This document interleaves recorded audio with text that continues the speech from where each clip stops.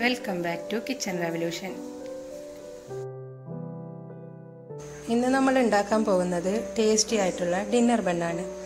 ഇത് ഹോട്ടലിൽ നിന്ന് കടയിൽ നിന്നൊക്കെ വാങ്ങാൻ കിട്ടുന്ന അതേ ടെക്സ്ചറിലുള്ള ബണ്ണ് നമുക്ക് വീട്ടിൽ തന്നെ ഉണ്ടാക്കിയെടുക്കാം. വീട്ടിലാകുമ്പോൾ നമ്മൾ പ്രിസർവേറ്റീവ് ഒന്നും യൂസ് ചെയ്യില്ലല്ലോ.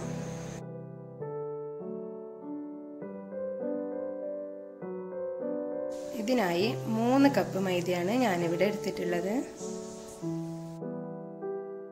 അതിലോട്ട് നമുക്ക് 4 ടേബിൾ സ്പൂൺ മിൽക്ക് പൗഡർ കൂടി ചേർത്ത് കൊടുക്കാം. പിന്നെ ഒരു 50 ഗ്രാം ബട്ടർ മെൽറ്റ് ചെയ്ത് ഒഴിച്ചു കൊടുക്കണം. പിന്നെ ഒരു 3 മുട്ട നമ്മൾ ഇതുപോലെ ബീറ്റ് ചെയ്ത് വെക്കണം. അതിന്ന് ഒരല്പം നമ്മൾ മാറ്റി വെക്കണം. അത് നമുക്ക് അവസാനം ബണ്ണിൻ്റെ മുകളിൽ എഗ് വാഷ് ചെയ്ത് കൊടുക്കാനുണ്ട്. അപ്പോൾ അതിന് വേണ്ടിയിട്ടാണ് നമ്മൾ ഈ കുറച്ച് മുട്ട മാറ്റി വെക്കുന്നത്. ഈ മുട്ടയും കൂടി ഇതിലോട്ട് വെച്ച് നന്നായി മിക്സ് ചെയ്യണം.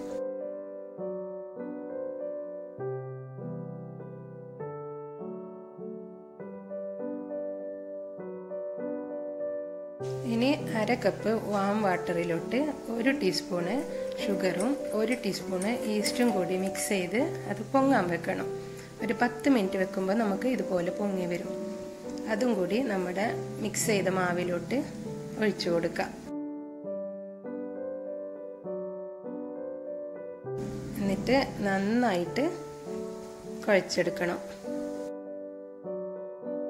ഒരു 10 മിനിറ്റ് നേരം നമ്മൾ ഇത് നന്നായിട്ട് തന്നെ കുഴക്കണം. കാരണം നമ്മൾ എത്ര നല്ലോണം കുഴക്കുന്നോ അത്രത്തോളം സോഫ്റ്റായി കിട്ടും നമ്മുടെ ബണ്ണ്.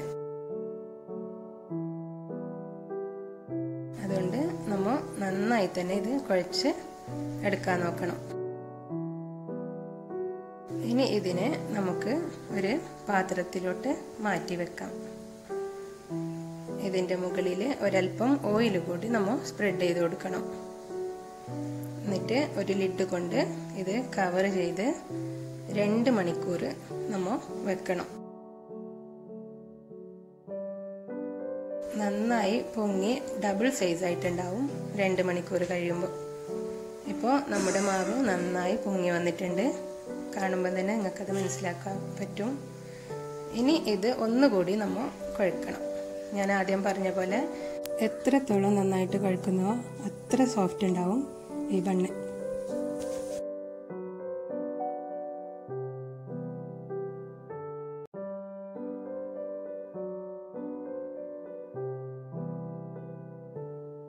ഇനി ഇതിനെ നമ്മൾ ഈക്വൽ പോർഷനായി കട്ട് ചെയ്തെടുക്കണം.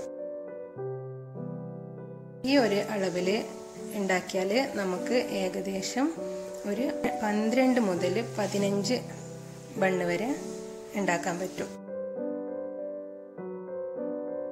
പത്തിരിക്കൊക്കെ എടുക്കൂലേ, ആ മാവിൻ്റെ നമ്മൾ ഉരുളാക്കി എടുക്കൂലേ, ആ ഒരു സൈസിലാണ് നമ്മൾ ഇതിനെ ബോൾസാക്കി എടുക്കേണ്ടത്.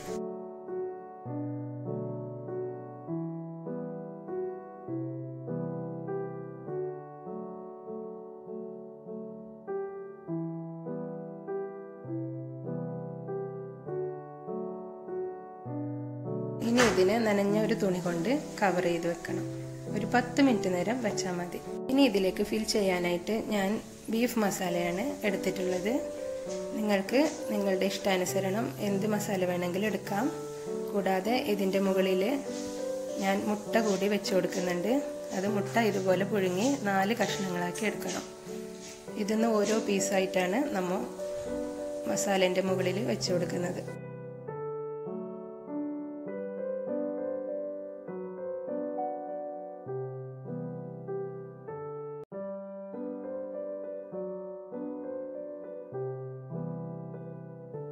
ഇനി നമുക്ക് നമ്മുടെ ഓവന് പ്രീഹീറ്റ് ചെയ്യാൻ വെക്കാം. 200 ഡിഗ്രിയിലാണ് വെച്ചത് 10 മിനിറ്റ് നേരം. അതേപോലെ തന്നെ നമ്മുടെ ചട്ടിയും നമുക്ക് പ്രീഹീറ്റ് ചെയ്യാൻ വെക്കാം. അത് ഹൈ ഫ്ലെയിമിലാണ് വെക്കുന്നത്. പിന്നെ ബേക്കിംഗ് ട്രേക്ക് നമ്മൾ ഓയിൽ സ്പ്രെഡ് ചെയ്ത് കൊടുക്കണം. അല്ലെങ്കിൽ നമ്മുടെ ബണ്ണ് അടിയിൽ പിടിച്ചു പോകും.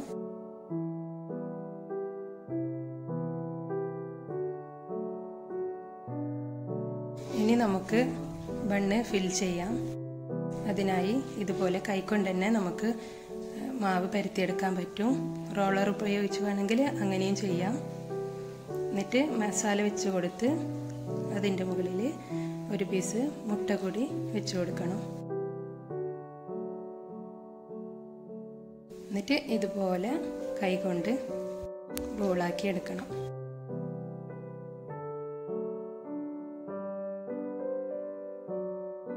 അല്പം പോലും ഫില്ലിങ്സ് പുറത്ത് വരാണ്ട് നന്നായിട്ട് തന്നെ കവർ ചെയ്തെടുക്കണം.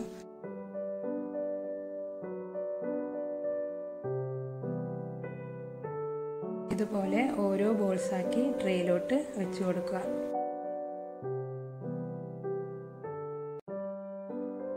ഇനി ഇതിൻ്റെ മുകളിലായിട്ട് നമുക്ക് എഗ് വാഷ് ചെയ്യേണ്ടതുണ്ട്.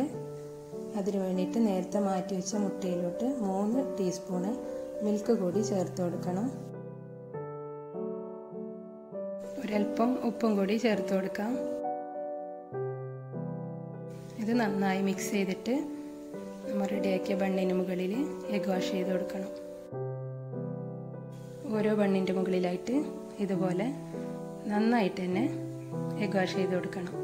എങ്കിലേ നമുക്ക് ആ കടയിൽ നിന്ന് വാങ്ങുന്ന അതേ കറക്റ്റ് ടെക്സ്ചറിലുള്ള ബണ്ണ് ഉണ്ടായി കിട്ടുള്ളൂ.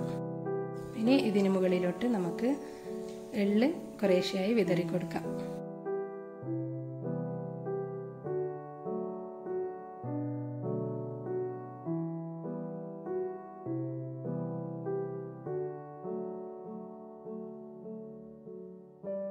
നമ്മുടെ ഓവന് പ്രീ ഹീറ്റ് ചെയ്യാൻ വേണ്ടി വെച്ചിട്ടുണ്ട്.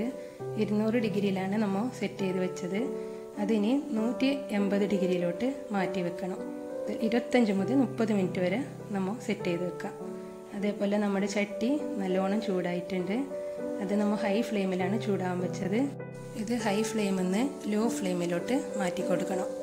ഇതും ഒരു 25-30 മിനിറ്റ് വരെ നമ്മൾ വെക്കണം. 30 മിനിറ്റ് ആയിട്ടുണ്ട്. നമ്മുടെ ബണ്ണ് റെഡി ആയിട്ടുണ്ട്. ഇത് നമ്മൾ ചട്ടിയിൽ ചെയ്തതാണ്. ഇതും ഓവനിൽ ചെയ്ത പോലെ തന്നെ നന്നായിട്ട് പൊങ്ങി സോഫ്റ്റായി വന്നിട്ടുണ്ട്.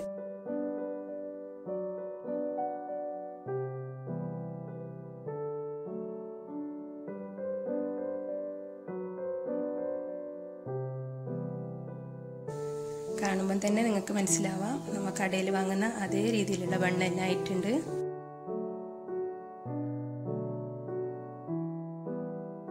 ഉള്ളൊക്കെ നല്ല സോഫ്റ്റായി വന്നിട്ടുണ്ട്.